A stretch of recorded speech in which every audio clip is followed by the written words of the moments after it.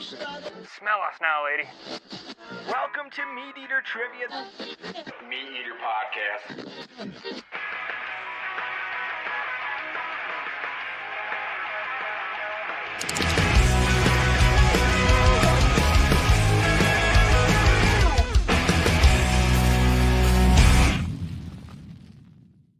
Welcome to MeatEater Radio Live. It's 11 a.m. Mountain Time on November 21st, and we're live from MeatEater HQ in Bozeman, Montana. I'm your host, Spencer Newharth, joined today by Giannis Putelis and Cory Calkins. On today's show, we'll interview the three-time world goose calling champion, John Walls. Then we have a rut report from Mark Kenyon, followed by 1 Minute Fishing with Seth Morris. After that, we'll have a Chetiquette about finders keepers rules. Then we'll interview Jared Sullivan about his new book, Valley Solo. And finally, we'll look at a listener's drunken tattoo of penguins. But first, Cory is going to regale us with tales from his recent elk hunt. Well, yeah, thanks, Spencer. Finally harvested my General Montana bull elk last week. But it was a long archery season. I passed up a lot of elk and had a lot of close encounters with my bow, as you did as well. Yo, you got one last year, didn't you, with your bow? I'm 2 years in a row filling my General elk tag with a bull, yeah. Nice. But yeah, I went out with a couple colleagues actually to try and harvest a cow for a non-resident colleague of ours who had a cow tag, and all we saw were bulls. Saw three bulls come up over the hill, and I was able to drop one of them that stopped at 400 yards. In a new spot for you. It's a spot I've hunted before, but it's one of our colleagues' secret go-to late season elk spots that he's told. And then as soon as the sun came up, looking through the snow, I saw three bulls come over the hill, and it was pretty hard to say no this late in the season. Okay. So filled my freezer. What was the one that you killed, his size versus the other two? You know, I didn't get a great look at any of them. It happened so fast. They came up over the hill. At first, I thought they were other hunters on the skyline. It was dark enough, and there was a blizzard happening. Snow was blowing sideways. And they were probably 550 yards at one point. They saw us, and they actually skirted across the mountainside closer to us, and I shot mine at like 415 or something uphill, 20-mile-an-hour wind. Felt great about the shot. Just had a window, and the one in the back, the elk in the back, stopped to look at us one last time, and that was the last decision he ever made. Yanni, you should close your ears. You should close your ears for this, but I recently declared Cory the best elk hunter in the office. You think that's true? Oh, he kind of. Oh, look at that face. Yeah, he didn't agree. I mean, I don't want to make the guy feel bad. If you gave him that title, then he shouldn't, run with it. Make a counter argument. Oh, I don't really want to do this right now because who would you say? Okay, if Cory's one, who would you say is two? What makes a or better one elk B? hunter? Kills elk themselves. Oh, man. And to be clear, Cory didn't make this declaration. I know. I made this declaration you did. on and his then now behalf. you're asking me to tell you why he's not the best one in the office. Yeah, I am. I'm gonna pass. I like Cory. He's my buddy. Okay, well, who's 1B if Cory's 1A? Oh boy, I haven't thought about this. I think we have a lot of good elk hunters. Okay. The thing about being a good elk hunter, or what can it make you seem? What was that? What was going on over here, Corinne? We're live, folks. Yes. We're live. Corinne, put your headphones on. Yeah, actually, here, So I never cut to this camera. I'm going to cut to Corinne's camera here for a sec so she can explain herself. There she is. I was on Instagram looking at our MeatEater Live promo. Just working. And Jimmy's first elk. Congratulations, Jimmy. Yeah. And Corinne bailed out Yanni from having to talk about the best elk No, but hunters. I'll tell you. I mean, it's just so gray and subjective because what can often seem like someone is a great elk hunter is because they have extreme knowledge about a certain area, right? Like I know a guy that kills a bull every single year, and he probably kills that bull within 500 yards of the spot he killed the bull the prior year. You know what I mean? Does that make him a great elk hunter? He kills a bull every year. But does it make him a great elk hunter? You know what I'm saying? Sure. So I think you just really have to look at like a wide, like what's the entire, elk hunting sort of repertoire, experience. Like how many different states has a guy killed a bull elk in? How many different weapons? I don't know. A lot of things to think through about that. But you think Cory's a good elk hunter? He's a good elk hunter for sure. I mean, I've hunted elk with him for a couple weeks now of my life. Yeah. And you were successful on one of those outings. Cool. That's right. Good point, Cory. Yeah. Spencer, I heard you just harvested a big game animal Oh, somewhere, didn't you? interesting. You know, Tyler says congratulations. Oh, thank you, Tyler Wirtz. Thank you. Yeah. Who's he saying congratulations to? Well, it says Phil? Spencer, congrats on the Nebraska mule deer. I just killed my biggest mule. Was that placed? That happened while You think Cory... I placed that? Well, that happened while Cory was saying, hey, I heard you just killed a buck, and there was already a comment? I Phil had believe it Tyler probably saw it on Spencer's Instagram, and He wrote that comment at 11:01. right when the show started. It's now see. 11:06. I see. It was a nice buck. Thank you. That was my biggest muley ever, hunting western Nebraska. I haven't gotten many days of the mule deer rut like that, where it was just like bucks were on their feet all the time. Every group of does That's had right. a buck. Very reckless. And sometimes, like, deer hunters can curse the rut, that it makes things too random, or it puts deer in places you wouldn't expect to see them. Not for mule deer, though. Maybe not for mule deer, and I'm not nearly as experienced in hunting muleys as I am whitetail, but there can be a point in the whitetail rut where you're like, all the bucks are somewhere else in a place that they aren't normally found. They're bedded down in a grassy fence row right now with some doe. They're sitting in a wide open ag field that was just cut, and it just doesn't make sense because it's the rut. This was the best mule deer rut, though, that I've ever gotten to experience. It's like just what you want. Every group of does had a big buck. They were reckless. They were on their feet. They were visible at all hours of the day. And it was just a ton of fun. So I was happy I got to experience that. Killed the biggest muley, one of the biggest muleys I've ever seen. Now, was that the first decent buck you saw? Because you're not much of a passer. And so I'm wondering, like, was it so good that you were like, I'm going to let a few of these medium bucks go? That day I had seen about 50 deer. I killed that buck probably 15 minutes into shooting light.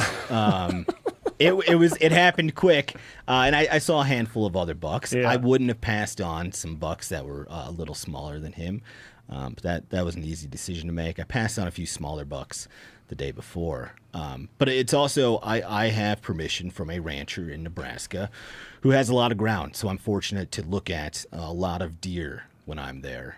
So I know that bucks like this exist in places where I can hunt.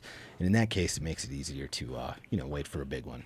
You want to talk about some lockdown going on? If you live in Bozeman, Montana right now, you can drive just about anywhere in this town and find a whitetail buck locked down on a doe. Give me an example of where you've seen him. Where? Yeah. Pick a golf course in this town. You can see it there. I don't know. What's the one on Kagi? I don't know. Is it Valley View? Oh, yeah, that one's like kind of private. That's a weird golf course, but it's Yeah, like but I got private. an invite actually yesterday to go play. And when I get invited in the summer, I'll have you, And not to play yesterday, but I got the invite yesterday for next summer. But when I go play, I'll be like, hey, can we bring another guy? I'll There bring you go. along. You do that. There's a nice 10-pointer right here I by would the I would just say Kagi. Yeah, just if you just run Kagi, and if you don't see a buck locked down on a doe, then Yep. your eyes don't work. Last thing here, Yanni, before we do our first interview, your dad had a correction or something to add about thermals from the thermal discussion we had last week? When he called, he was pretty fired up. And he's like, you guys almost had it right. Oh. And I'm like, okay, well, what did we miss? And like I said, this is the reason that I was fussing at Phil a little bit when he picked the thermal thing, because I said, well, this is like a 3-hour show. Okay. We can discuss thermals. But my dad said the important part that we missed that might help people understand why this whole thermal thing is working and why it actually does happen on flat ground. And you don't that he got me for saying it really only works when in hilly country or on mountains, which isn't quite correct. You've maybe experienced this hunting whitetail deer in flat country. But so the first part is that what is it that's actually getting cold, or when the air gets cold, why does it sink, right? Well, it gets denser because the moisture in there, right? That's what's causing it to sink. When it warms up, that moisture in there is becoming less dense and causing it to rise, which is why if you were in a tree stand on completely flat ground with zero wind, you might experience it where on a super cold morning before the air has started to heat up, that your scent would be dropping straight to the ground. Not good. But that maybe later in the morning, just, an hour later, as the day starts to warm, the air is actually just moving straight up above you. And so you'd almost be invincible when it comes to like scent, because there's no wind blowing it northeast, west, south. And the thermal would just be picking it straight up and taking it up into the atmosphere. Okay. You think we covered it now? I don't know. Do you? Is Papa Yanni listening right now, you think? No, he's in deer camp in Wisconsin right now, and there's poor service there. Okay. So Papa Yanni, when you hear this, you let Yanni know if we got it now. If I got it, yeah. All right, moving on. Joining us on the line first is the 3-time world goose calling champion, John Walls. John just won the Super Bowl of goose calling for the 3rd straight year. John, welcome to the show. Hey, guys. Thanks for having me, man. Really appreciate it. John, first thing, tell us about the competition. How do you get to the world championship? How are the callers judged? How do you prep for this thing? So the World Championship Goose Calling Contest is open to any caller. You don't have to, be invited, have an invitation, or win a contest throughout the year to be entered into the World Goose. Anybody can show up and blow in it. How it's judged, you got 5 judges you have to tell a story to. The judges are sequestered. They can't see you. The contest is made up of 3 rounds, and they do the Olympic scoring system. So the first round's judged 70 to 80 points. Second round is 80 to 90. Third round is 90 to 100. Each judge will give a caller a score. Once all 5 scores are tallied, they'll throw out the highest and the lowest score, keep the 3 in the middle. And those points accumulate through 3 rounds. And at the end of the 3rd round, if you're lucky enough to make it, if you have the most points, you're the winner. It's pretty cool. And for the judges, do you think that their ear can pick up on who that caller is? Do you think they know this is John, that's Tim, that's Bob, or does it all sound very different to them? It depends. So like for the world contest, you have judges from all across the country, kind of. But there was a few local ones, and they've been doing it long enough to where, certain callers have certain styles, certain sounds. They can pick up on it. As a competitor, I know if I was judging the World Goose, 75% of the callers, while they were doing their warm-up, I could tell you who they are. Wow. Which, it kind of throws a curveball into things. You deal with a little bit of politics there with judging a little bit. But, with social media and just all this content and stuff of, people blowing goose calls, it's become that way, unfortunately. I got a question. How close do they put the judges from the callers? Because my gripe sometimes with some of these contests is if the caller is blowing like towards the audience and the judges are behind them, or if even if they're directly in front of them versus like, I always feel like the judges should be at the back of the room, which is sort of the distance that a goose would hear your calling from, right? And adding that more air between their ears and your call would sort of, I don't know, I think it would help for them to pick out the nuances. So where do they put the judges? So that's changed over the years. The World Goose Calling Championships held in a high school auditorium. And that auditorium was built for, acoustic sounds. But to me, I swear that stage was built for contest goose callers because it's just absolutely incredible in there. The sound, the echo, just everything about it's awesome. For the longest time, when you walked out on stage, the judges were sitting behind you. And then up till this year, for about 4 years, the judges were right on the other side of the stage. So you're pretty much standing right in front of them. Obviously, they can't see you. But this year, they put the judges in the far back corner of the auditorium. And there's pros and cons to it. But overall, I think it was better. Like you said, you just get a better overall sound, the way the sound echoes off of the walls in the room. It's just a little bit better. But, yeah, the judges were in the far back corner of the auditorium this year. And do you show up there knowing the routine that you're going to do note for note and call for call? I do. Yup, up to my warm-up. I mean, everything about it. I know every single note of my routine. I know exactly where I need to take my breaths, how much of a breath I need to do. I've been doing this for 18 years, so it's kind of like second nature to me now. but I'm definitely a note for no caller. There's certain callers that are, sequence callers, or just kind of, wing it when they're up there. But me, I know exactly where I need to be and when and what I need to be doing. Now, Phil Robertson once said, and it's one of my favorite quotes that revolves around hunting. He said that a live mallard wouldn't place in a duck calling competition. Can you explain what he meant by that and how calling in a competition is different than calling in the field? Sure. Yeah, he's absolutely right too, especially with the duck calling. It definitely has its place in the goose calling world too.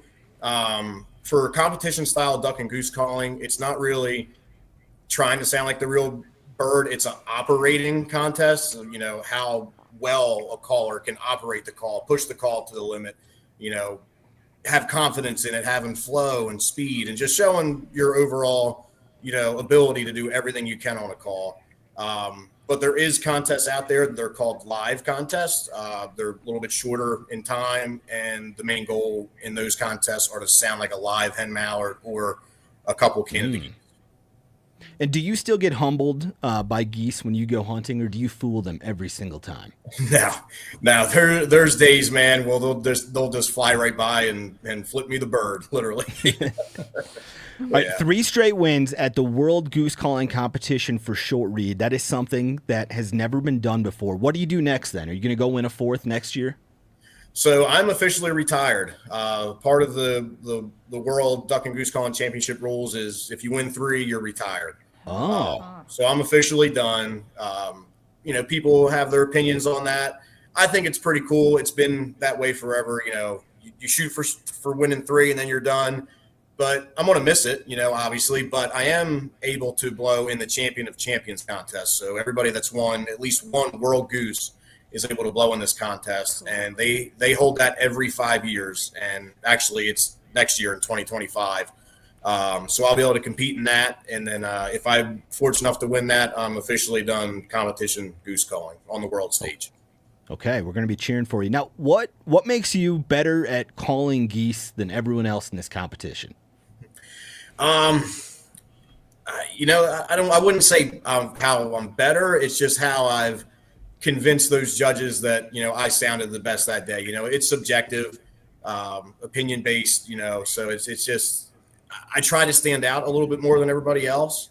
Like I said, the judges are from all different parts of the country, and they're used to hunting different subspecies of geese, which sound different.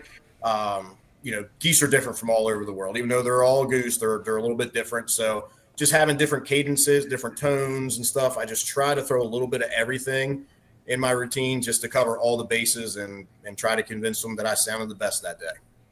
John, we got a lot of people in the chat today who were asking for tips. So give us some tips that goose callers of all skill levels could use. If you're trying to advance, I would definitely try to get one-on-one, lessons from somebody. There's tons of stuff on social media on, people showing you tips and tricks on how to blow a goose call. But, listening to a video, it helps. But having somebody one-on-one there that can see what you're doing, give you little tips and tricks right in person is so much better. And, even me, I'm the world champion this, for the 3rd time, but I'm no better than the next guy. I'm still learning stuff on a goose call to this day. Different cadences, different notes, just all sorts of different things. This thing's an instrument. It's like a guitar. There's so many different things you can do. Just try to be as proficient as you can on a goose call. You're cheating yourself if, you're just kind of hanging out and being mediocre, Can you play for us an award-winning goose calling sequence? Before you do that, explain what we're about to hear. Yeah, so I'll do a little sequence for you. I'll start off kind of going slow. So in the World Goose, you're telling the judges a story in a minute and 30 seconds of a flock of geese off in the distance. You get their attention. The geese come to you. Say you or your buddy moves in the blind. The geese flare. You got to call them back and get them back into decoys and, get them to the ground. So I'll kind of start off slow, get fast, get slow again. I'll do an abbreviated part of a routine for you real quick. Might be a little loud.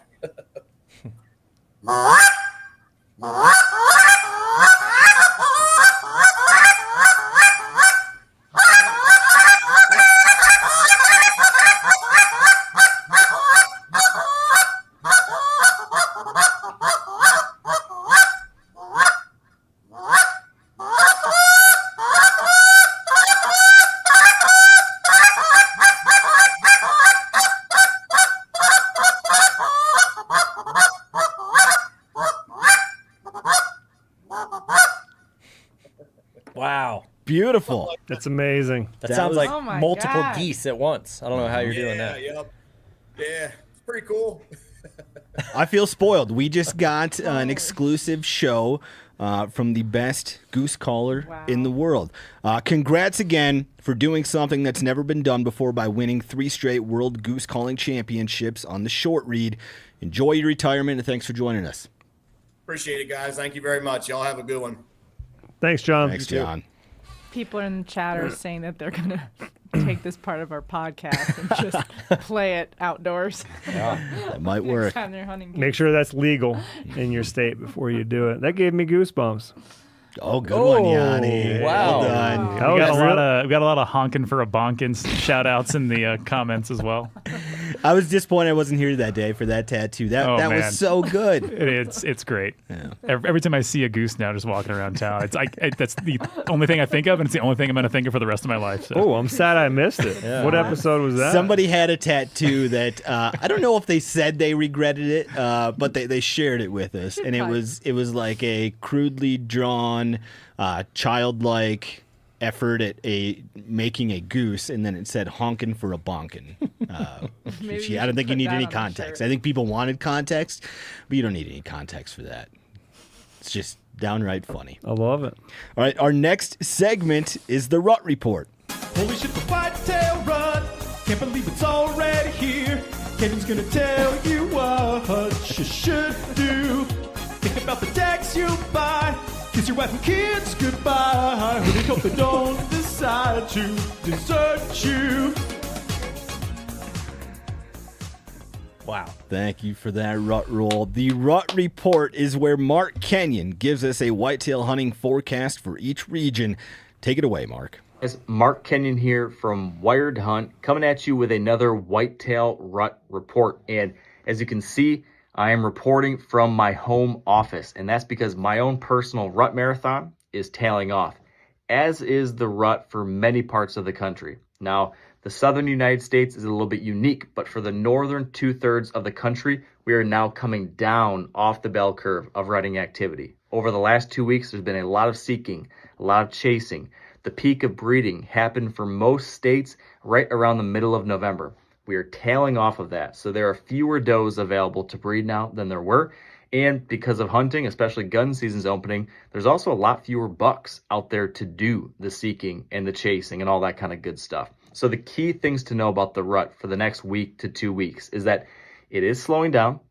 You're not going to see as much activity as maybe you saw the first week or second week of November, but it is still happening. There are still some does in estrus, and the key thing here is that the big old bucks know that. So this last week or two, right around Thanksgiving, give or take, is a notorious time to catch a very big, very old buck on his feet doing the zombie walk, just cruising from bedding area to bedding area. So here's the thing to think about. Spend as much time as you can out there, be out there midday if possible, and be in thick cover away from hunting pressure in bedding areas. That's where it's going to be here for these final weeks of the rut. Good luck. To Wisconsin this year. Does that sound right? You think that's what you're going to see this week when you're out there? I sure hope so. Some people in Wisconsin I've heard have the attitude of like, man, every minute that goes by, after opening the opening bell of the opener, like your odds just go down, down, down, down, down. But I don't really believe in that. And this year we're spending Thanksgiving there in camp. Like my family's joining us next Wednesday. So I'm going to hunt pretty close to every day of Wisconsin's 9-day gun deer season. And, I'm looking forward to exactly what Mark's talking about. Like, I won't be hunting, dawn to dusk every day, but I'm definitely going to be putting a couple hours in. And it doesn't matter if it's going to be at daylight or at noon. I'm going to go out there and, peek around and hopefully find a zombie buck. I think those pessimistic hunters you're talking about, that would be true if you're hunting on public land 40 minutes from Milwaukee, but if you have a private piece of ground to yourself that is well managed, you can feel optimistic for that whole week of Thanksgiving. Yeah, well, I mean, yeah, right next to a big metropolitan area, maybe, but there's other public land around, and according to the people I like to listen to, they're like, by Thanksgiving, the deer pretty much are back to normal.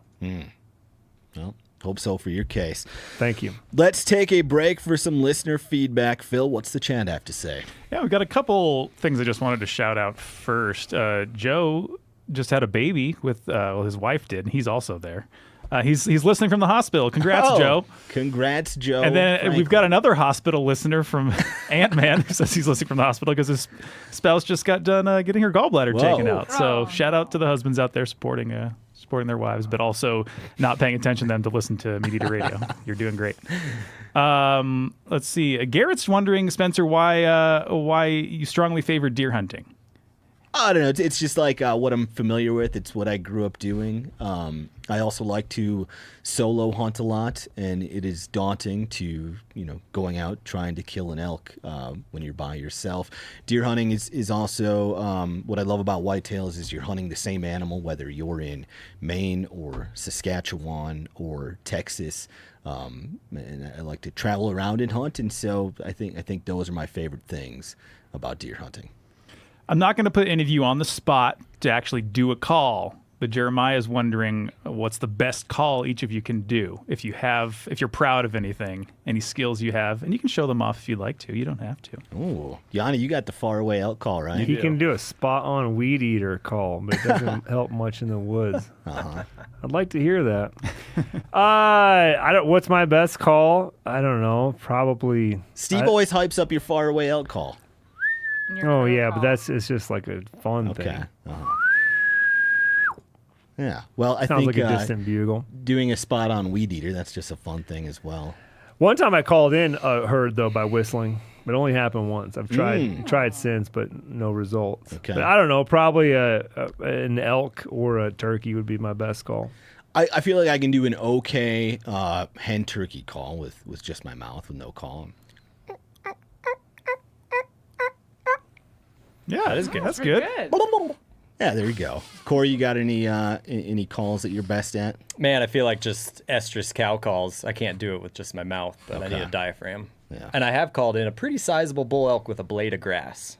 I didn't have any calls on me. Hell yeah. And then what happened? It wasn't seasoned yet, unfortunately. It was too early. So we just watched him walk 5 yards. That's why he's the best elk hunter in the office. Chris is asking if you would cut around suspected tapeworm cysts in a deer liver or just pitch it. I don't know enough about tapeworm cysts, but yeah, I'm probably not keeping that. That's funny. We just got a text from. Do I have enough time to find it? You can address it later in the show.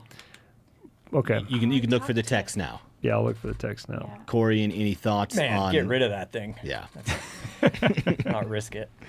A lot of Giannis Central content people are asking about. We're getting some fuzz here. I don't know if anyone's phone is near the mics. Giannis. We're live, folks. We're getting something. I'll try to find that. I'm just on internet. We'll troubleshoot. Great Danish, I'm guessing, is asking if we could get some Gear Talk segments on Radio Live, and I'm mainly throwing this out there because I think it's a great idea. And that is a good idea. Yeah, it's I don't know if you're aware of this, Giannis, but we actually talked about maybe doing something like this. We were pitching this show, is bringing Gear Talk stuff back. So, is that something you'd be interested in? Sure. Yeah. Future segment. We're going to have Yanni talking gear. Quick 5-minute gear sesh. And we will do one more. Mainly, this is going to be a promo. I'm setting you up, Giannis. Giannis, what's the hunting fishing like in Latvia? He's visited family in Lithuania before, and they caught a few yellow perch. Is there anywhere this person could go, Vilja, to find some quality Latvian hunting content? Oh, yeah. Well, I've made 2 episodes about hunting in Latvia, which are on the MeatEater YouTube channel now. And there's also an upcoming episode. I don't know. It'll probably be out sometime in 2025 where I hunted this past summer. But it's great hunting. It's not as difficult, I would say, as most hunting here. I don't know. It's a small place, and critters just don't seem to be able to get away from you. They're allowed to use thermals. You described it for like it's some gloves off situation. Yeah. Like the goal is to kill an animal. there. Yeah, for sure. But yeah, I've hunted red deer there and pigs and raccoon dogs and roe deer, which I killed one this summer, which was cool, to kill a full-grown buck that was only 50 pounds. You can do that Cameron Haynes thing, you throw them on your shoulders and walk out really easily with those little roe deer. Did you do that? I did. The other thing I know about hunting in Latvia is that Yanni smoked a cigarette there. Was that a celebratory cigarette, or was it just like it was part of the culture, so you thought you should have one? So that was my first trip ever there. It was literally my first 5 hours, maybe 3 hours of being in Latvia. And so, yes, I was celebrating sort of a homecoming in a way. And you wanted to smell like a Latvian. We were sitting outside of this, late night pizza joint, enjoying some beers with some friends I hadn't seen in a decade or more. And, my crew from MeatEater was there. We're having a great time. And some gals next to us are smoking up cigarettes one after another, and I just thought, when in Riga, have a ciggy. Was it satisfying? No, it was a bad decision. I also told you it took me 4 days to brush that taste out of my mouth. He might get mad at me for bringing this up. When we went to Venice for the MeatEater experiences, Randall was technically on vacation. So the first thing we did on the way to the marina was stop at a store so Randall could get a pack of cigarettes. I think he told me he smoked 2 and then threw the rest of the pack away. Anyway. Good. That's good content. That's vacation the Randall. behind the scenes stuff we need on MeatEater Radio. I'm just going to chime in for 2 things really quickly. Vilius, shout out to you. My paternal grandfather's Lithuanian. And then also, I want to go back to the tapeworm larva cyst. So a friend of mine, Kristen, shot a deer and sent me a photo of, it looks gross, little white cysts, like rice-looking things in her liver, and she wasn't sure what that was, so I sent a picture to Jim Heffelfinger, and he said that the tapeworm larva cysts are harmless to humans, but don't let your dog eat it. Okay. I mean, you may not be wanting to eat that stuff, but... If you trust the world's best deer biologist, then go ahead and enjoy that liver, but don't let your dog. All right, moving on. Our next segment is 1 Minute Fishing. Do I feel lucky? Well, do you, punk? Go ahead. Make my cast. 1 Minute Fishing is where we go live to someone who's fishing and they have 1 minute to catch a fish. And if they're successful, we'll make a $500 donation to a conservation group. This week, our angler is Seth Morris, who's on the Gallatin River in Montana, and he's fishing for a donation to Walleyes Unlimited. Seth, welcome to the show. How's it going, guys? Going good. Seth had to go to a river today because all of the still water in Bozeman is now frozen up. Seth, what's the tactic we're using today to catch a trout? Well, I got the old trusty spinning rod again. I got a spoon on. It's called a Nitty One. I don't know if you can see that. Made in Pennsylvania. I used to catch a lot of trout in Pennsylvania on this thing, so we're going to give it a shot. I will admit we have been fishing here for the last 20 minutes and haven't caught anything. So, So you're going to keep doing the same thing, or you're trying something different for 1 minute fishing? I just recently switched up to this, made a couple casts. So we'll see. There's actually risers right now. I should have fly rod, but Yep. Yeah, heard that before. We see what we can do. Cory, it's now winter in Montana. You've got rising fish there on the Gallatin. What would you be doing if you were trying to catch one of these things? Oh, tie on a little size 20 blue wing olive. Okay. Dry fly. I will say there has been fly fishermen here the whole time we've been here, and they haven't caught anything.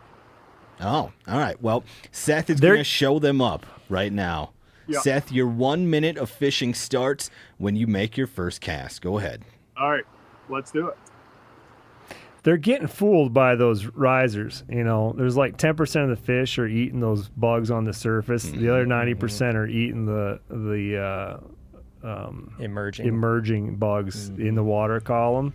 Yeah, they're just seeing the tails go back down, perhaps. Maybe he'll hook a big old mountain whitefish. There you Wouldn't that go. be something? Seth, snag it in the tail. 20 seconds in, 1 cast down.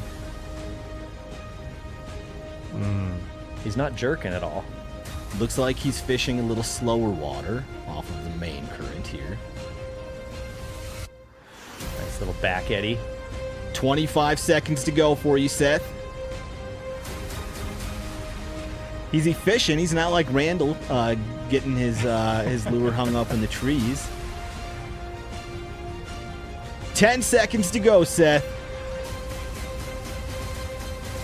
Oh, that's a good angle. Oh, God, it's tough, man. Time is up. No donation today for Walleyes Unlimited. I didn't have a whole lot of hope, but worth a try. Well, next time we're going to send Cory out there. He's going to have his fly rod, and he's going to show you and those other fly fishermen how it's done. No, I think next time we should punch a few holes in some ice. Yeah, there you go. There you go. I imagine on the MeatEater pond, there's like, what, inch and a half of ice right now? So we're going to have to wait another couple weeks probably. Yeah, it'll freeze up quick. All right. Thank you for joining us, Seth. Maybe catch one of those and send us a photo. Will do. Thanks, guys. All right. You made that look way too easy in Louisiana a couple weeks ago, Yanni. You were Well- definitely chumming the water before that, right? Oh, I mean, that's we are fishing at a fish cleaning station, Oh, so so it's just the constantly water is constantly chummed. Uh-huh. Yeah. Yeah. That'll probably be the only time we have somebody catch like 6 fish in the 1 minute fishing segment. But we also had 2 anglers going after it. But yeah, if there was a place where it was just about guaranteed, that was it. Mm-hmm. All right. Our next segment is from Chester Floyd. This is Chetiquette. Chetiquette. Find out what it means to me. Chetiquette. Take care of CHET. Sock it to me, sock it to me, sock it to me, sock it to me, sock it to me, sock it to me, sock it to me. This week, Chester is answering a listener's question about finders keepers rules in the Alaskan backcountry. Take it away, Chet. Hello, everybody. My name's Chester Floyd, and I'm coming at you from a basement in Wisconsin. And this week's Chetiquette comes to us from Cooper. And Cooper writes, I've been an Alaskan hunting and fishing guide for 12 years, and I'm generally against do-it-yourself moose hunts for various reasons. In September of 2023, a group of 3 men did a DIY moose hunt on a remote river. They successfully harvested a legal bull, but due to their inexperience navigating, they hit several log jams and in the end had to call for a helicopter rescue. In Alaska, that meant leaving all their gear and even the moose behind. In August 2024, I took my jet boat up the same river, found the rafts, and even spotted the moose rack still attached to one. Just as I was about to give up, I noticed something red sticking out of a log jam, and after scavenging the area, I recovered about $10,000 worth of gear, including optics, a bow my size, and other equipment, though no rifles.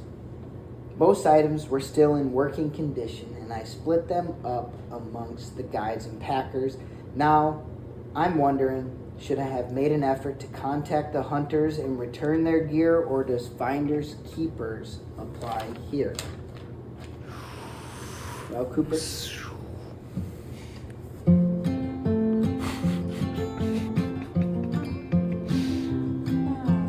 Cooper's getting tired of moose trip guys saying that they can roll. Only DIY float trip guys are always rolling rafts in the river holes. Cooper is a hunting guide who went for a jet boat ride. Believe it or not, he found those rafts, and I'll be damned, the moose rack's still attached. When you're on a moose trip boat, you better keep the damn thing afloat, or you'll buy a ride of tears, and some guy named Cooper will be drinking your still cold beer. Oh, Wow. brilliant. Cooper, I think it's wonderful that you went in there and got all that inevitable trash off the river. I think if you want to keep that stuff, you shouldn't feel bad. But I'm going to tell you what I would do. I would call that guy, or try and contact those fellas, and let them know what you got. There's a chance that those guys might say keep some of it. there's a chance they might say they want it all back. Who knows? They were inexperienced. They probably shouldn't have been doing what they were doing. But I don't know if I could live with myself with all that stuff of theirs and not be thinking about it for a long time to come. If I found a wallet in a bar, no matter how drunk the guy was or something, I'd call the guy and try and give it back. This is way different. And it was like a year later, and it would have been just left there for trash. So like I said, you want to keep that stuff. I don't think you should feel too bad about it. They left it there, but I would call them personally. Thank you, Chester. A beautiful and clever song from him. To recap, we had some DIY moose hunters in Alaska who got in a bad place, had to call for a helicopter rescue, and then it sounds like a year later, a guide went in there and found their gear and moose rack and took some of it with him. Yanni, thoughts on that? I pretty much agree with Chester, but if I was going to call them and they were like, "Oh, we'd like our gear back," I'd be like, "Okay, well, this is what it's going to cost you." Mm-hmm. What do you think that number would be? Otherwise, I wouldn't give it back to them. Mm-hmm. Corey, you guided some days in your life. What do you think about this? Yeah, I found a lot of river booty in my time on the rivers. Oh, And, give me some examples. Well, let's see. I used to guide in the Bob Marshall Wilderness, and we would do 7-day pack trips, and saw a guy lose all his stuff. He slipped on a rock, lost stuff, including his rod, and he was like flagging us down, like, "Hey, help me look for my rod." And we never found it that day. But a week later, when we came back in and threw down on the river, we knew that there was going to be fish and stuff there. The river had dropped quite a bit late summer. And so between myself and another guide, we were kind of racing to get down there to see who could find anything.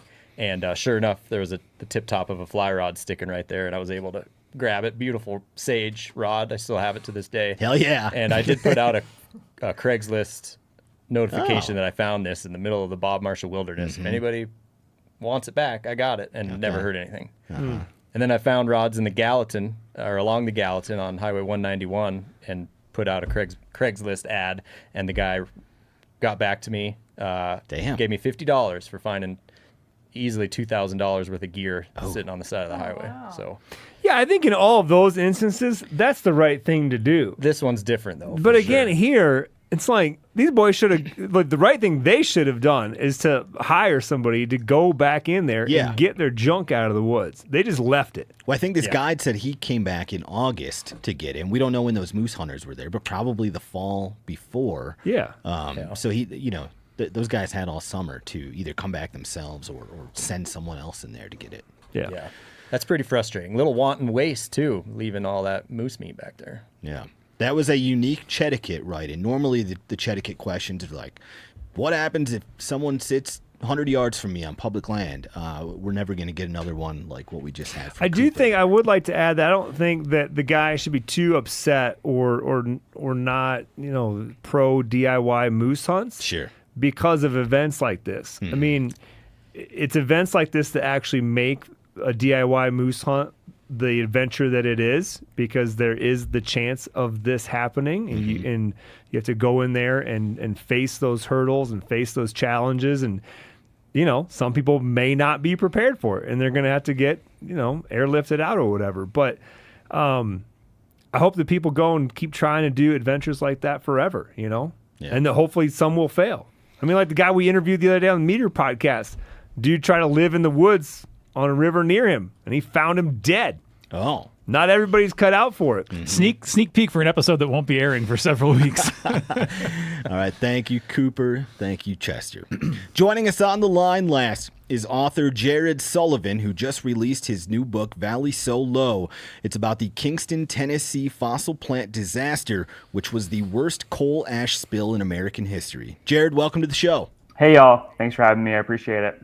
First thing, Jared, give us some background on the Kingston fossil plant. Yeah, it's a huge coal-fired power plant built by the Tennessee Valley Authority, which is like a cornerstone of the New Deal created by FDR. TVA helped lift the South out of poverty during the Great Depression by basically throwing up all these hydroelectric dams, then coal-fired power plants, brought industry here. So over several decades, coal ash is like what's left over when you're burning coal to produce electricity. It's like a sooty sandy, gross stuff. It's full of arsenic and silica and radium, just like nasty, gross stuff. So this a big pile of it had accumulated over 5 or 6 decades, and this pile was 6 stories tall and 84 acres around. And in the middle of the night in December of 2008, this big thing just collapsed into the middle of the river, or covered it into a river, but also covered a bunch of land. It covered 300 acres in this gross coal sludge. So my book, that's kind of where it starts, is this big mountain of coal sludge collapsing. It kind of goes from there and follows some of these workers and an attorney who get involved in the fray. And with this coal ash, what impacts does that have on soil, water, plants, animals? Oh, it's like nasty stuff, man. It's like you don't want it anywhere near you. I found old newspaper dispatches from our local paper here in Nashville, where fishermen back in the 60s are complaining that it's killing fish because tied to their stringers as they're going down the lake and fishing and stuff. Yeah, it's just full of gross stuff. So basically, what happened after this big mountain of ash collapsed, 900 men and women from across the country descend on the site to help clean it up, these blue-collar workers. And TVA, Tennessee Valley Authority, and one of the contractors basically just didn't supply them with respirators and dust masks.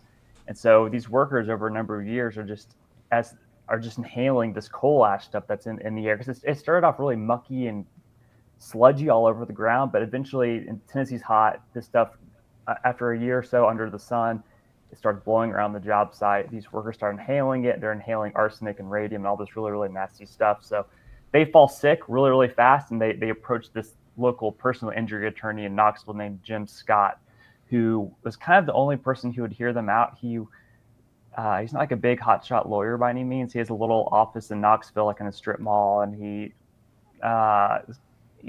not the most like organized of attorney, but he had a lot of heart, and he listened to these blue collar workers and went to bat for them to try to get them damages. So my book's kind of like a legal thriller in that regard. Give us some examples of the fallout for these people who worked to clean up that coal ash. Man, I should say a lot of these people were sportsmen. Like one worker I follow in particular, his name's Ansel Clark. He's passed away. He was like a big squirrel hunter. He liked to go shoot squirrels with like a 22 Magnum on the Cumberland Plateau here in East Tennessee. Within a couple of years, Ansel, heart failure, congestive heart failure, lung problems. He eventually got this really rare form of blood cancer, and he had a stroke in 2021 and died. So more than 50 of these workers who helped clean up this big mess are dead now. So I really think it's an American tragedy. TVA has done a lot of good for this part of the country. It's created a lot of beautiful reservoirs that are great for fishing and all this stuff, but it has not been, in my view, a very good environmental steward in recent years, which is a real shame. And why wasn't this a bigger story when it happened? If this was the country's worst coal catastrophe ever, why 16 years are most of us just hearing about it now? Yeah, I mean, it was not only like one of the largest coal disasters, one of the largest environmental disasters, full stop, in the United States. 100 times larger than Exxon Valdez. This coal ash sludge was 1 billion gallons. It could have filled the Empire State Building 4 times over. I mean, it was biblical in scope what happened, but this happened days before Christmas 2008. I think the news media was slow to respond. Also, there's a lot of other stuff happening in the country. The economy was on its knees because of the financial meltdown. Barack Obama was about to become president. It was people. I think people were just distracted, right? I mean, people didn't have their eye on, just weren't following it that closely. So, and also like TVA, they came out and said after all this sludge got everywhere that it didn't pose a threat to the public. So I think the media kind of went, okay, great, like this isn't that toxic. We won't worry about it. Well, it turns out that was not truthful at all. I found memos from the National Archives that show that TVA has known since 1964 that this coal ash stuff can peel the paint off your car and can eat away at vegetables in your vegetable garden if it falls over it. So it's just nasty, nasty stuff, man. And you're a local to that area, Jared. What do you remember in 2008 when this happened about the coal catastrophe? Yeah, that's a good question. I grew up in south of Nashville, and I remember watching on the news. And I would recommend your viewers go pull up the helicopter footage from that day, man. It will stick with you.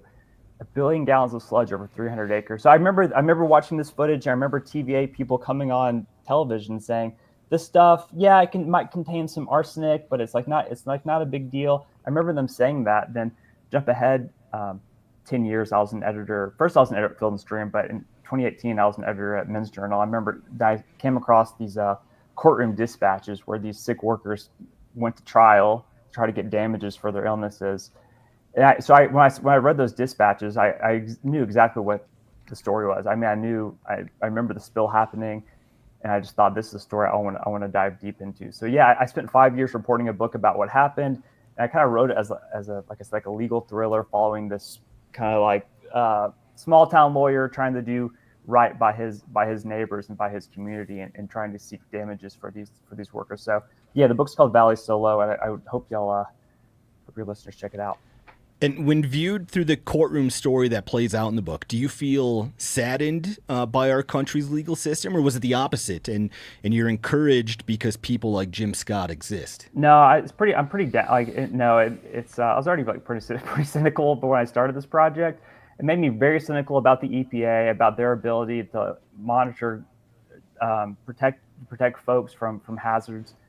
The EPA has had a good idea for a long time that this coal ash stuff is toxic too, but it's not technically considered a hazardous waste by the EPA, which is a shame because this stuff is nasty. It hurts the environment, it hurts people, it contaminates thousands of miles of American rivers each year, this coal ash stuff.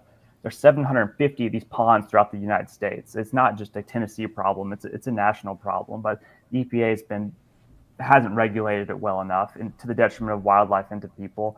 But yeah, the legal system, it's also just a tragic legal tale. Like, I mean, this is not a shocker, I guess, but like blue-collar workers going up against huge multi-billion-dollar organizations, the billion-dollar organization is going to win.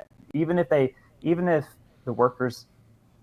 jury sides with the worker, these billion-dollar companies, they hire these slick lawyers, and they can just appeal and appeal and appeal and appeal forever, and force you to capitulate, basically. Like force the workers, in my case, to take a settlement that was, in my view, way below what they deserved, because they can just drag the case out forever. That's what happened at Exxon Valdez too. The Exxon Valdez wrecked that Alaska fishery. Well, a jury ruled against Exxon in that case, but Exxon went out and hired these slick lawyers, the same lawyer, and they could just drag the case out forever. So eventually these Alaska fishermen just capitulated and they just took whatever, because after a decade or so, they're like, we have to move on with our lives.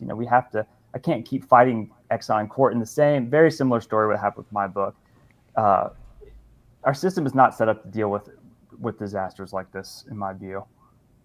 I saw a lot of reviews from people from Tennessee who thanked you for writing this book because it was a story that needed to be told. So we want to thank you again for giving a voice to those people who were impacted by the disaster. Valley Solo is available right now wherever books are sold. Jared, thanks for joining us, and congrats on the book. Thanks, y'all. Good to see you, Spencer. Thanks, Jared. All right, our next segment is Tattoos I Regret.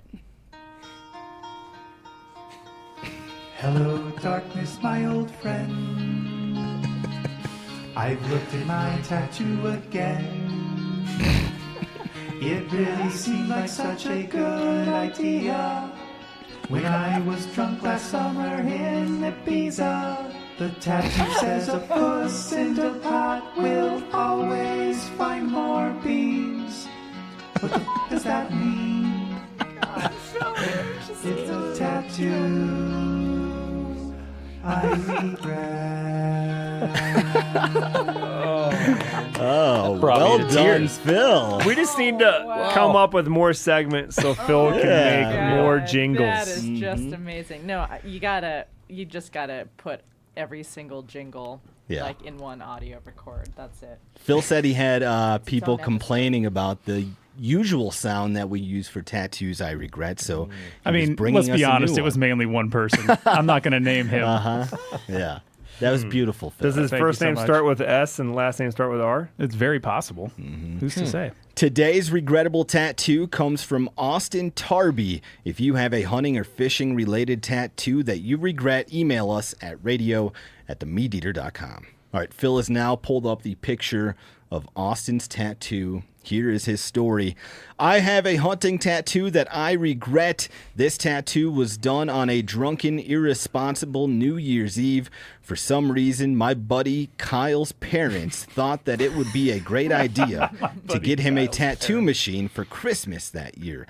Kyle, who is one of the worst artists I've ever met, suggested that somebody should get new ink that night. His girlfriend then piped up by saying that she would love to tattoo somebody. I, being drunk, young, and dumb, that's a dangerous combo, decided that I wanted a tattoo. Here I present to you my seagulls or penguins, which were supposed to be cupping ducks. Luckily, this tattoo didn't cost me anything, but it gets a lot of questions. Wow. Where's the placement, guys? I was describing this beforehand. This is like a very masculine tattoo to get of cupping ducks that you're about to shoot in the face in a very feminine spot. It's like kind of on his hip, on the front side, lower than his navel. Where like appendixes? Is that about the spot? Yeah, sure. Yeah, Between the hip bone and the belly button, leaning towards the hip bone a little bit. Yeah, and he's got 4 ducks there that are supposed to be cupping. But as Austin described it, it looks more like penguins or seagulls. I don't think the tat looks that bad. Just the placements. I don't.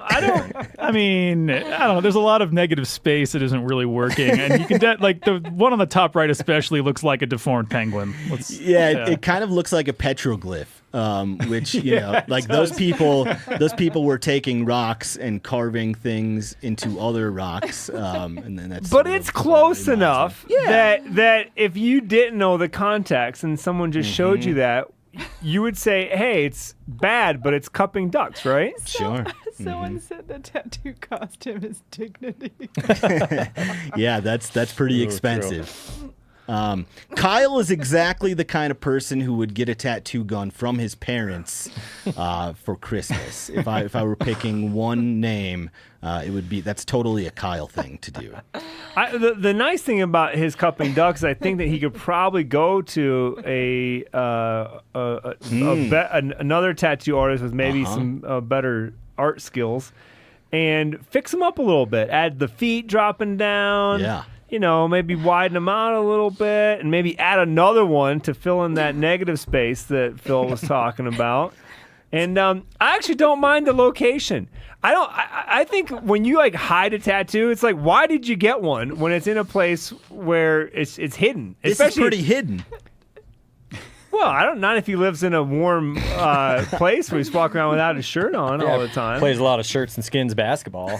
It would be worse if he had it like above his butt crack. Yeah. You know, on his back. Yeah. Where you had to where girls get butterflies and flowers. Oh my God. I think if there was a shotgun, Tramp stamp. maybe on the other side of the hip. Oh, sure. With some, scatter blasting. That's a great idea. Or even better, below the waistline, there'd be a dude coming up out of a blind with the gun. Yep. Just like a little. Yes. This is free advice for you, Austin. So if other folks out there like have he's tattoos, hiding in the bush, like you would say. Yeah. Oh, Phil. no. If other people have tattoos they regret, we're just handing out wisdom here on how you can make it better. Yanni had some silver linings, and Cory pointed out before the show that Santa Claus isn't carrying around a lot of tattoo guns on Christmas Eve. So good on Kyle for asking for that year. Yeah, unique gift. But. There's some funny comments from the audience. There should be reeds coming up out of the waistline, and Nick says, get appendicitis and have the doctors remove the tattoos. Oh, yeah, that's good. Nah, keep it. And you can see a picture of this tattoo on YouTube. So if you want to enjoy looking at Kyle's waistline, excuse me, not Kyle's, Austin's waistline with us, you can go over to the MeatEater YouTube channel. All right, that brings us to the end of the show. Phil, what do we have from the live chat today? Giannis, this guy Troy has asked multiple times if you specifically are coming to Wisconsin for the Whitetail opener on Saturday. Yes, sir, Troy. I'm flying there tomorrow with my oldest daughter. We'll be getting into camp about 8 p.m. and quickly packing our bags, making lunch, and hitting the sack. And we got a 30-minute walk to our stand. So, yeah, we'll be there, bright and squirrely. As they say on the internet, username checks out. Canadian Hunter says, listening to trivia is great, but sometimes as a Canadian, it's hard to answer a lot of the American questions. I would love an episode or two of Canadian-focused questions. Ooh, I like Is that it. something you would do, Spencer? Canadian Hunter, I recently wrote a question for an episode we'll record in a few weeks that is all about Canada, so I think you'll get that one right. Another thing is we have crossword puzzles on our website now, and I did one that was just for Canada. So Canadian Hunter 21, you should go play that Canadian crossword puzzle. But to answer your question about a Canadian episode, probably not going to happen, but I'll throw you little bones every now and then. Brent Reeves is bragging about some chili he made and disappointed that he couldn't enter it into the contest we had at the office yesterday. Yeah, we had 12 entries yesterday, and our winner was Bree. I think we had Logan get second and Tressa get third. So I came back to defend my title, and it did not happen this year. No. Brent would have loved some of your bourbon cornbread with the chili. Would have been delicious. That could have won it for him.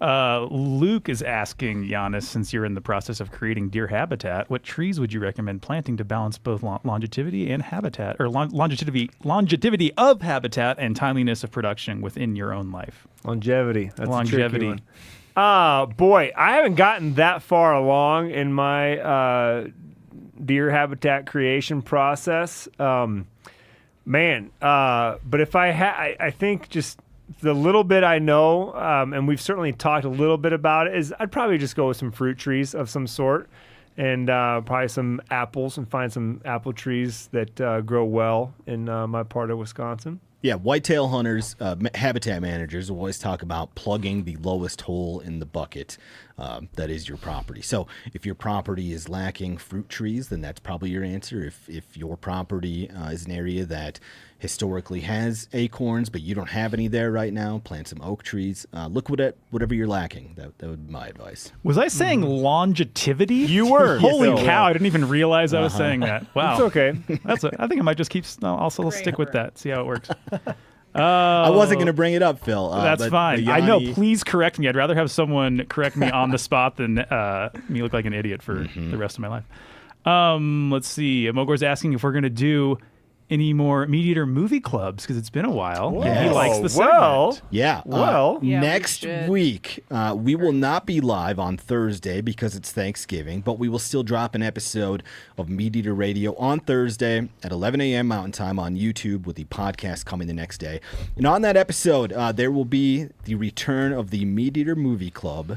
Randall and the crew will be reviewing the 1997 thriller The Edge, which you can stream on Amazon Prime. So, Mogor, go watch it before Thursday's episode if you want to join in on the discussion. Yeah, and really quick, unlike the last pre-taped episode we did when we were in Louisiana, we couldn't stream that one live. Even though this is going to be pre-recorded, we will be streaming it live. So the live chat will be active. It'll be treated like a normal show that's happening currently. So I'm going to try to be in the live chat if I can get away with it. So I was going to say, if you don't like your family, that would be a good place to hang out. Well, come to your own conclusions. We're kind of telling on We're going himself. to have a very special guest. Oh, okay. A very special guest. Oh, yeah. Not from the human species. For the Thanksgiving episode. What could it be? Bart the bear? Probably a monkey. Anything else, Phil? You know what? I kind of use that as sort of a way to transition to the outro here. So also, Black Friday is happening right now at MeatEater. It goes through December 2nd. It's our biggest sale of the year at First Light, FHF, Phelps, Dave Smith Decoys, MeatEater, and this is new for this year. There's a photo contest starting on Monday, November 25th, where people can submit their favorite hunting photos for a chance to win a bunch of sweet gear. So Black Friday sales happening right now. Go over to I think this very shirt I'm wearing right now is half off.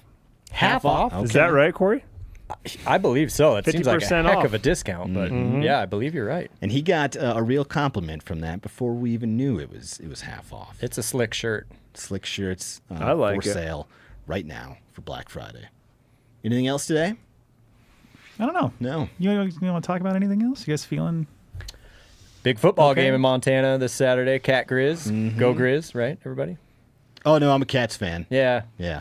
I'm from Western Montana, so grizz or die, baby. I'll be there. I'll be there first row. I'm going to storm the field when we win again. Are you really? Cats are yeah, looking for every game I'm there. They win. You They storm the field? Well, I don't start the storming of the field, right? It's like the student section that floods out there, and then I'm like, yeah, I'll get in on that.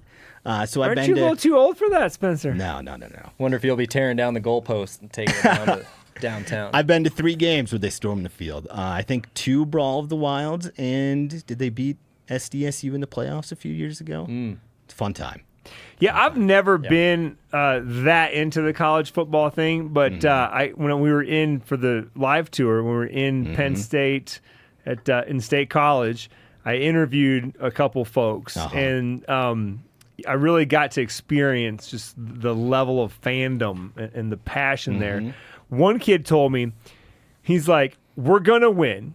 And when we win, we're going to storm the field. Then we're going to pull down the goalpost. And then we're going to carry that goalpost downtown. Yeah. I'm like, man, I love the passion. That's what's fun about college football. Best fans in the country. What happened at that football game? Ohio State beat them. Yeah, it was a bummer. Yeah. But it was still fun to see. Fun game. Well, Montana, we don't have a professional team, of course. So this college football, Brawl of the Wild, is as big as it gets. Yeah. I'll see you there on Saturday, Cory. Good day to go hunting, too, because a lot of people will be watching the football game. You boys have fun. All right. That brings us to the end of today's show. We'll see you back here in same time and place in a week. Watch MeatEater Rough Cuts. Bye.